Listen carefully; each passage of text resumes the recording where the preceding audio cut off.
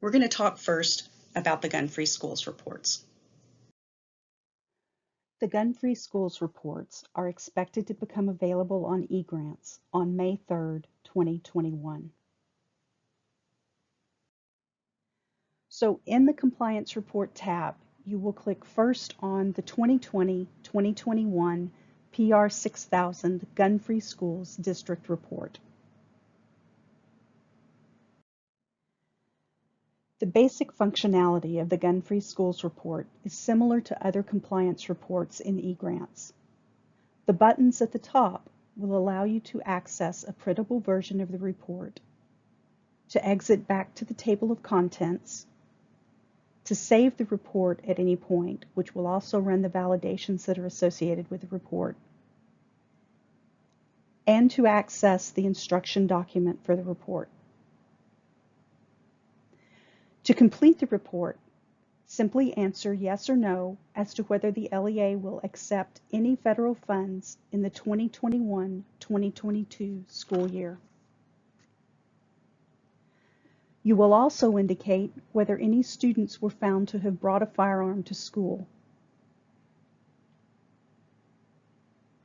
There is also an optional data field for the LEA to provide any additional relevant information.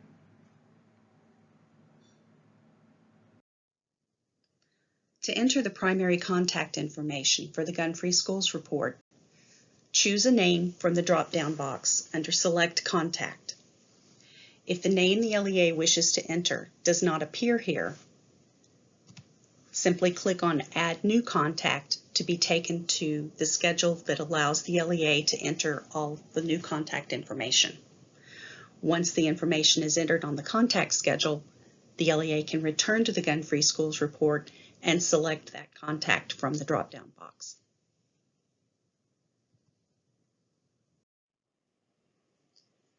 To select the authorized official for the Gun-Free Schools report, the LEA should select a contact from the drop-down box, or if it's not there, add the new contact through the contact schedule, save the district report, and then once it has saved successfully, the LEA will be able to choose the Certify and Submit button.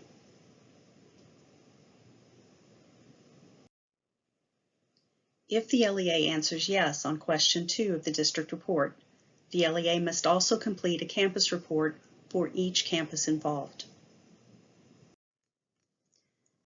The LEA can access the campus report from the Compliance Report tab. By clicking on the link to the campus report, the LEA will access a list of all the campuses in the LEA. For example, if I wanted to select campus ABC, I would find that in the list, click it, and it would take me to the campus report. Inside the campus report, the functionality buttons at the top work like on all the other reports, to get a printable version, to exit, to save, or to see instructions. The campus name and campus number will be pre-printed to correspond with the campus that the LEA selected from the drop-down list.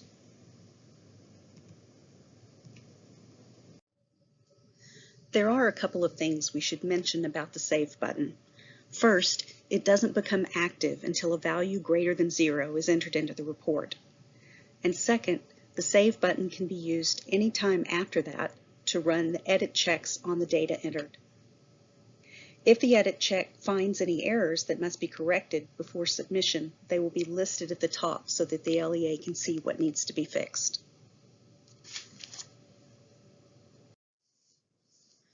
The first section of the campus report is asking for the unduplicated number of students who were involved in an incident with a firearm. So the LEA would complete the report by grade to list the unduplicated number of students.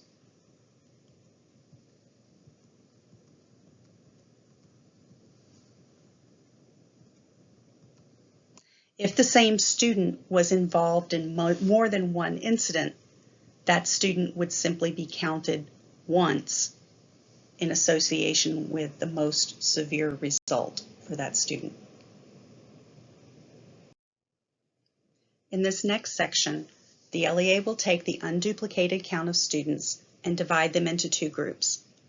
The first group are students who are not children with disabilities.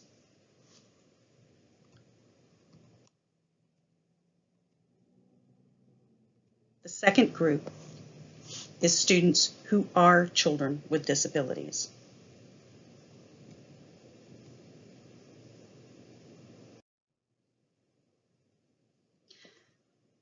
The last section here deals with the unduplicated students who did not fall into any of the categories that were listed above. Still dividing between special ed and not special ed, but counting for students who were not expelled, who received other type of disciplinary action, or who received no disciplinary action. Still divided between special education and not special education.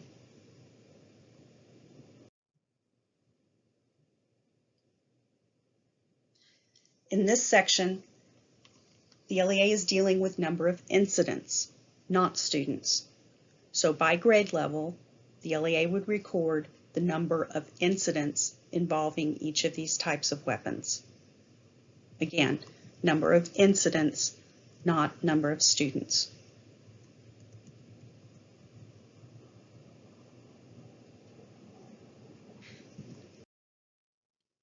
The LEA would indicate the primary contact for the campus report by selecting from the drop-down list or by adding a new contact to the drop-down list.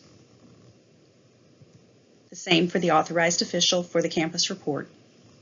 Either select from the list or add a new contact to that list.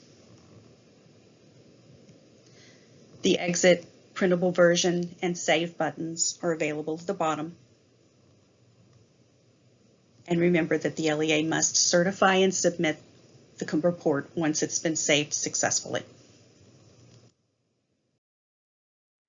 It is very important that the LEA submits its gun-free schools reports. If the LEA does not submit its gun-free schools reports, TEA cannot issue a notice of grant award for the LEA's federal grants. The due date for the reports is June 29, 2021. If the reports are not submitted by that date, LEAs will be contacted to come into compliance before NOGAs can be released.